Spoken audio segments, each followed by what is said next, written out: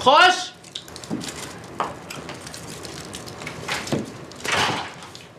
ايه اللي انت بتعمليه ده؟ الناس دول طيبين قوي، منين ما اخلص الشوكولاته اللي في الثلاجه اللي جوه دي يملوها لي تاني. والله طيبين. رافع سماعة التليفون ليه؟ بكلمك من بدري. انا عارفه يا اخويا، في راجل بارد عمال يتصل وعمال يرطم بكلام انا مش فاهماه. زعقت له واتخانقت معاه، قلت له لو اتصلت هنا تاني هعمل فيك واسوي فيك، مفيش فايده، برضك بيتصل. قمت بقى شلت السماعه، اعمل ايه يعني؟ برضك بيتصل. عندي اخبار حلوه. ايه؟ قول والنبي هنرجع مصر؟ لا، عماد عرف عنوان الاوتيل اللي ابراهيم قاعد فيه وصوره وبعت لي صورته. فين؟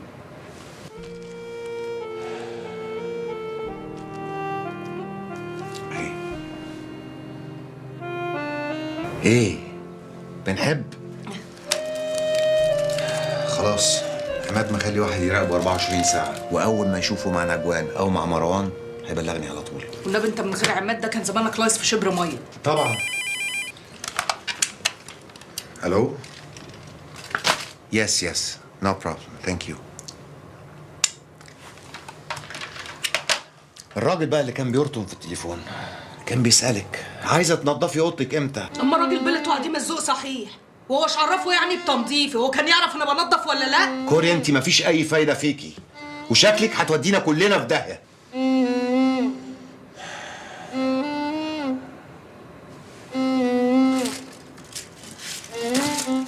ممكن بقى كفاية شوكولاتة وننزل نتمشى شوية؟ أنت كمان باصص لي في الشوكولاتة اللي حاطينها لي في التلاجة. طب يلا يا أخويا ننزل، عايزة أتمشى. أنت إزاي تبعت لي رسالة يا إبراهيم على الموبايل بتاعي؟ افرض بقى مروان شافها كان زمانه قتلني.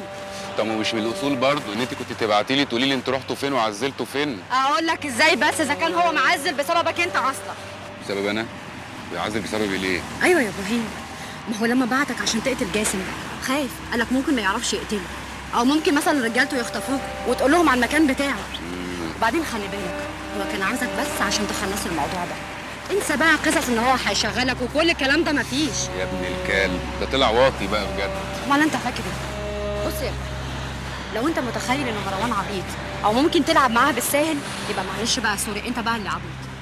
وانا بصراحه بقول انه سيبنا من كل القصص دي ونرجع مصر بقى وخلاص. مصر مين اللي هرجعها؟ انا لو رجعت مصر يا هتقتل يا هتحبس، انا قتيل هنا ياما. طب ما تقولي ايه خطتك عشان اعرف انا هساعدك في ايه بالظبط، ولا انت هتوديني بقى في داهيه بقى وخلاص؟ انا اقدر اوديكي في داهيه؟ ده انا عندي حته خطه هتطلع من نافوخ امه. عشان خاطري يا سوكا بلاش كل يوم تنطلي في المستشفى. يا أبلة، المرة اللي فاتت كنت عايزك في موضوع وزعلتك، وأنا بصراحة النهارده جاية أطيب بخاطرك وأقول لك أنا آسف. طب أنا أصلا كنت عايزاك في حوار. إيه الحوار؟ أنا تحت أمرك، أموريني. الحاجة انتصار شفتها بتشحت في الشارع، ورحت عشان أطل عليها لقيت جوزها نازل فيها طحن، وهي يا عيني عيانة، ولا حمل ده ولا ده. على فكرة بقى جوزها ده زبالة الزبالة، بس بعد ما شاب ودوك كتاب هنطلقهم من بعض يعني؟ معرفش بقى يا سوكا، بس أكيد الموضوع ده لازم حل، يعني مش معقول نسيبها كده. لا، لازم نحله.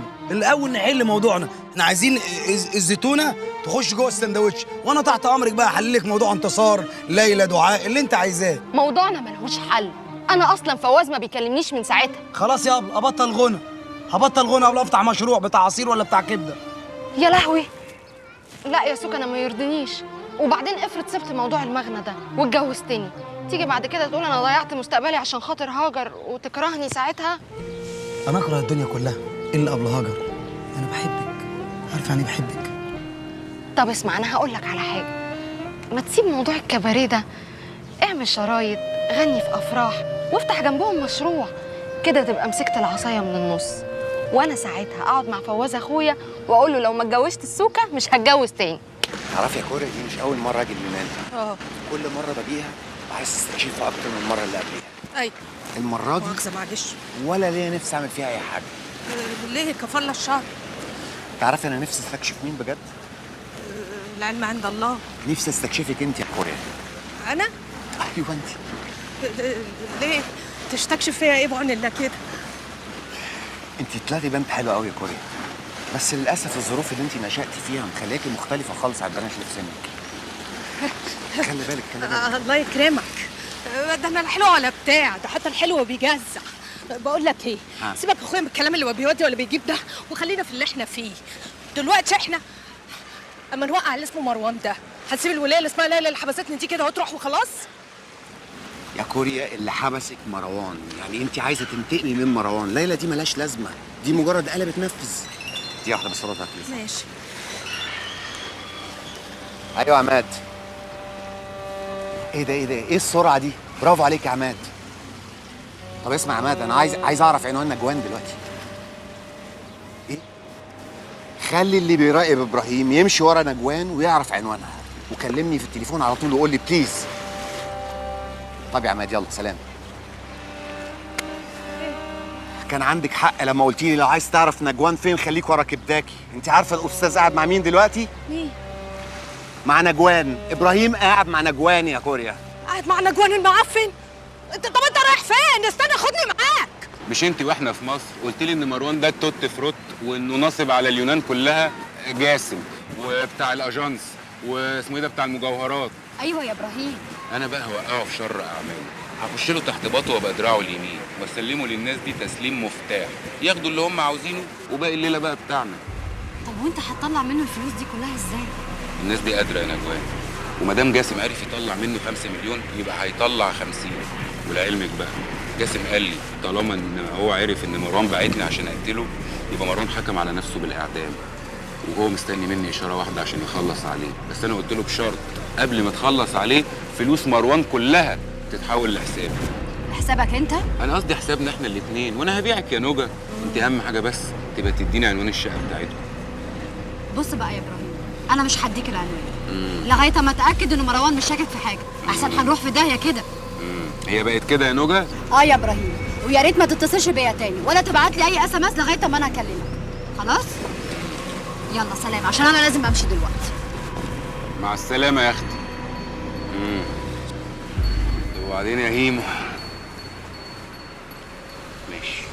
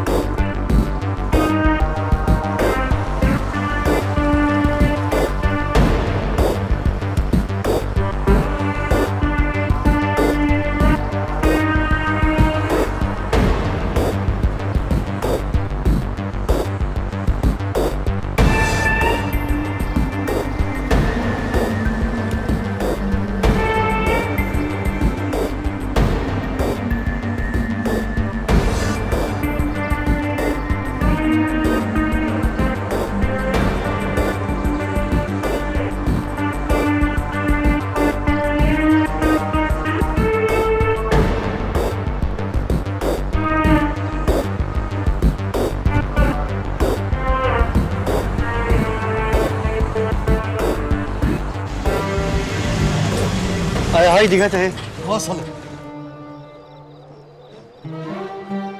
بابي حبيبتي ما تخافيش حبيبتي، ما تقلقيش، فترة بسيطة وهتعدي. معلش يا هايدي، انا مش مصدقه والله. ان شاء الله عدوينك ان شاء الله.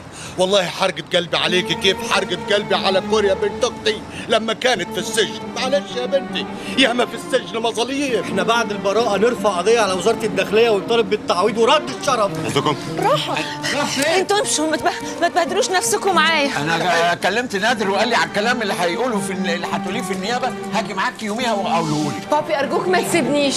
ماشي يا حبيبتي، هنسيبك نروح فين؟ استنى أنا هفضل. علاء بيه، عايز أقول لحضرتك حاجة، هايدي بريئة، والله العظيم بريئة، لو سمحت ساعتك تخلي بالك منها، وبراءتها هتبان قريب إن شاء الله. ما تقلقش، أنا هبعتها عندي في المكتب لغاية ما تتعرض على النيابة الصبح، مش هخليها تدخل الحجز. ما تقلقوش، علاء بيه هيخلي الموضوع سهل جدا عليا، مش كده ولا ايه؟ تعال ورايا. شهدوزونا ان شاء الله. ما تقلقيش يا حبيبتي. هايدي قلبي معاكي.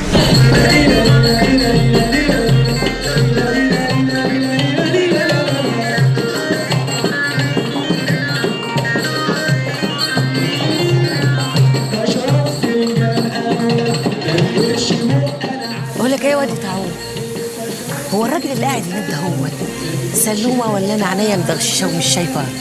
ده انت نظرك 6/6 ويدخلك الكليه بتاعت امناء الشرطه مرتاحه، هو بعينه بغباوته بشكله العكري. ايه اللي جايبه عندنا هنا يا واد؟ زبون. الواد كداكي قلبه في 105,000 بلبل، فقاعد بقى عشان ينسى. يا خرابي عليك يا كبداك يا نصاب، يقلب الراجل في 105,000 بلبل ويبعت لنا احنا 10,000 بلبل بس. ما اصل الحدايه ما بتحدفش بلابل. اما اروح اشوف ايه حكايته الراجل ده هو. عليا الطعام بالثلاثه، الام سوكه مدرسه ومدرسه خاصه كمان من ام مصاريف. مدرسه امناء الشرطه. ايه بحبك يا ام سوكه. انا بحبك يا واد يا طاعون. السلام عليكم. سلومه. عايزه ايه يا ام سوكه؟ مالك يا سلوم؟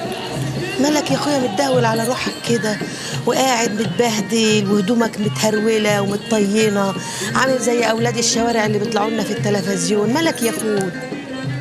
كنت عايش سلطان زماني، كان معايا كل حاجه، فجاه غمضت عيني وفتحتها لقيتني خسرت كل حاجه، الجلد والصقر كل شيء راح. الأوائل راحت وهبتي راحت وفلوسي راحت. لا حول ولا قوة إلا بالله العلي العظيم. ما هو أنت أصلك راجل دون وواطي وخسيس وما عندكش دم وتاكل مال النبي، تاكل مال الشيخ والله اللي في الجامع. عشان كده ربنا لازم يعمل فيك كده هوت عادي يعني. والله أنا راجل طيب وغلبان. أنا غلبان يا أم سوكة.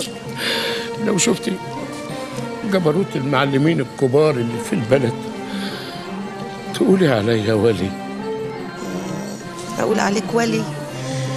طيب يا أخويا بقول لك إيه، قوم روح استحمى، خد لك حمام كده هوت ونظف نفسك والبس هدمه نظيفه وما تنكدش على مخاليق ربنا. منك لله يا شيخ نكدت عليا، جبت لي اكتئاب. هو انا ناقصه اكتئابات يا اخويا؟ نجم مصر ينفع يعني الغيبه دي كلها يا سوكا؟ انما انت ايه يا نجمه مصر ما شاء الله عليكي، قلتيها كلمه وما تنتهيهاش.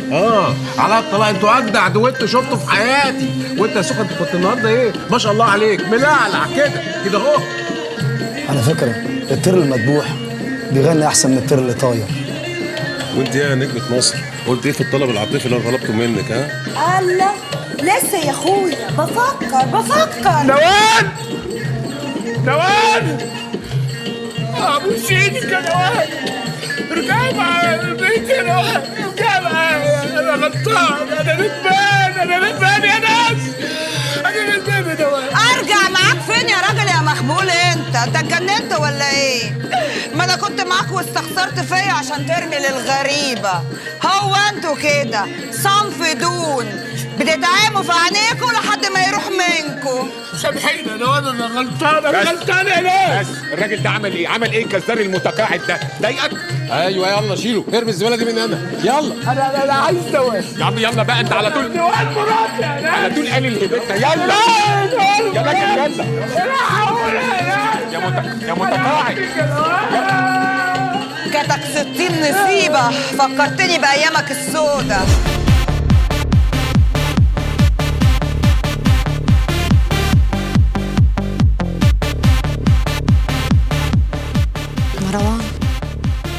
مروان مالك يا حبيبي في ايه؟ مفيش.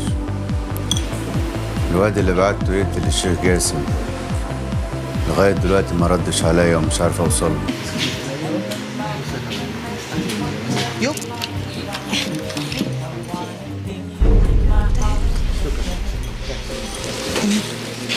يلا على معلش.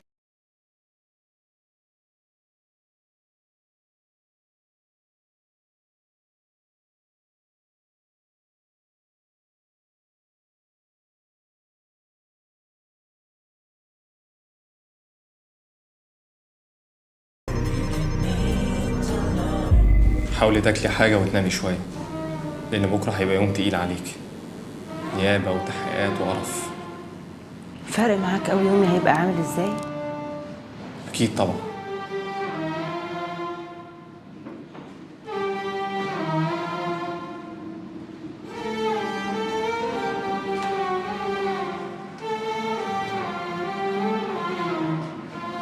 أنا آسف يا هايدي.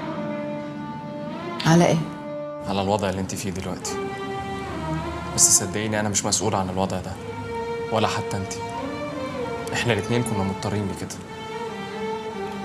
انت معذور يا علاء، لانك ما حبيتنيش كفايه عشان تصدق اني مظلومه وتقف جنبي لحد ما اثبت براءتي. كل اللي كان همك انك تطبق عليا القانون.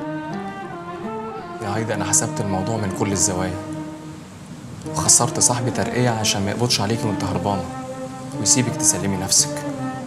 دلوقتي الوضع سهل، انك ممكن تخرجي بكفاله.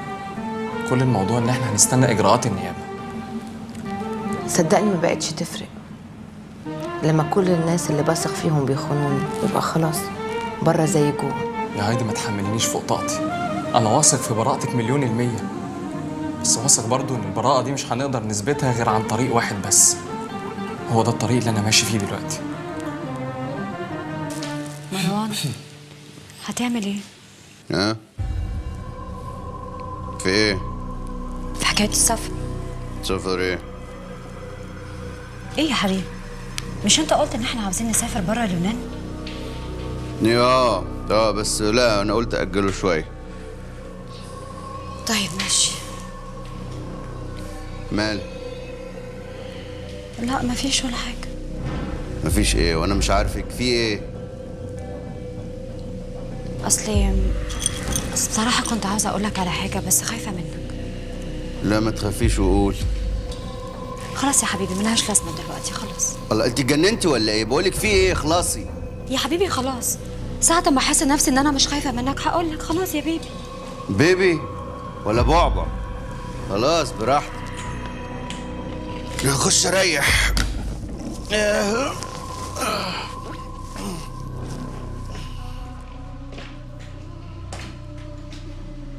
ما هو قولك فيما ورد بتحريات المباحث من استيلائك بالمشاركة مع زوجك المدعو مروان أبو عرب على مبلغ 50 مليون دولار أمريكي من المال العام؟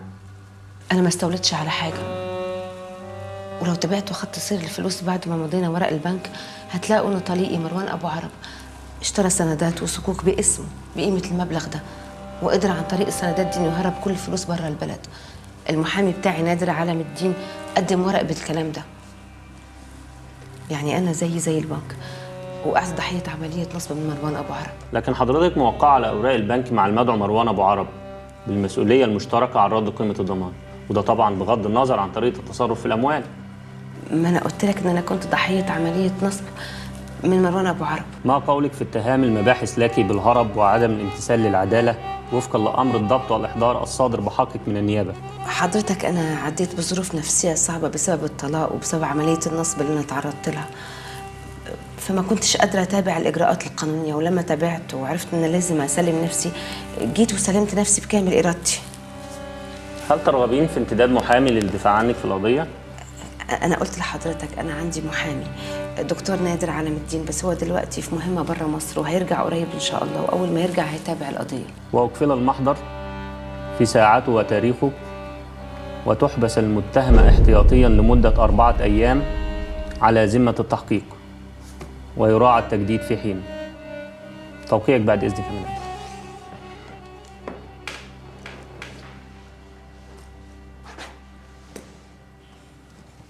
ايه اللي انت عاملاه في نفسك ده؟ متنكرة عشان لو شافني معاك ما يعرفناش. يا حلاوه، واللي يتنكر بالشكل ده؟ يو اللي عرفت اعمله بقى، انتوا هتتأمروا كمان. بقول لك ايه، انا ركب امبارح كانت بتخبط في بعضيها فايبريشن كده وهو داخل عليا. فايب ايه؟ فايبريشن بالنون، فايبريشن. يا اخويا احنا في ايه ولا في ايه؟ وبعدين ما دينا اهو لبسته وحطيت الاحمر والاخضر والفوشيا والبرتقاني ولا بص لي ولا عبرني حد. ما هو مش من اولها يا كوريا، ما انتيش جوليا روبرتس يعني. مين؟ مريم فخر الدين. ثم هو لو كان دخل علينا امبارح وانا متسحوله كده ما كان زماني وقعت بالكلام وكان وقعتنا هتبقى طين. ممكن تهدي وتطمني خالص؟ امبارح كان في واحد قاعد على الترابيزه اللي جنبكم تبع عماد، يوناني بيتكلم مصري زي كده بالظبط، وبيشتغل في سفاره مصر في اتينا، وكان قاعد رامي ودنه على الترابيزه بتاعتكم وسمع كل حاجه، ولو كنتي عملتي اي دروب او حصل اي مشكله كان هيتدخل باي شكل ويغطي عليكي، بس احنا ما رضيناش نقول لك عشان ما تقعديش تبصي له وتفضحينا. والنبي ولا خدت بالي انا كنت في ايه ولا في ايه. عموما دلوقتي مروان بلع اول طعم، انا عرفت انه سال واحد من الجرسونات عليك انت وعماد هناك. وقال له انك معاكي فلوس كتير قوي، ورسمه الدخول اللي رسمها لك عماد على مدير المطعم والمعلومات اللي سربها للجرسونات بانك مليارديره جاب نتيجه كويسه قوي. ليه؟ عشان تعرفوا بس ان مش الست جول لوحدها اللي حت، احنا برضو لو حبينا نبقى أزاز بنبقى، بس هي النفس. ده مش مهم دلوقتي يا كوريا، المهم ان العين هتبقى عليكي، ولو حد شافنا مع بعض كل اللي احنا بنعمله هيبوظ، فانا لازم اسيبك لوحدك. يا لهوي، انت هتبيعني يا دكتور؟ ابيعك ايه؟ هو انت سلعه؟ مش هينفع نقعد مع بعض في نفس المكان. انا حجزتلك في انضف وافخم اوتيل في اليونان، حجزتلك لوحدك، لان طبعا مستواك المادي ما ينفعش ان انت تبقى قاعده في نفس المكان اللي احنا فيه ده. والواد اللي اسمه مروان ده سو، وهيفضل يدور ويدعبس عليكي لحد ما يلاقيكي، ولو عرف ان انا نازل معاكي الاوتيل يبقى شكرا من كل اللي احنا بنعمله. نهار اسود، يعني انت هتسيبني اقعد في لوكاندا لوحدي يا دكتور؟ انت مش هتبقي لوحدك في اي حته خالص، انا هبقى متابعك طول الوقت. وبعدين لسه في حاجات كتير قوي وتعليمات لازم اقولك عليها، بس كل حاجه في وقتها يا كوريا. ماشي. ايوه، يعني احنا هنعمل ايه دلوقتي طيب؟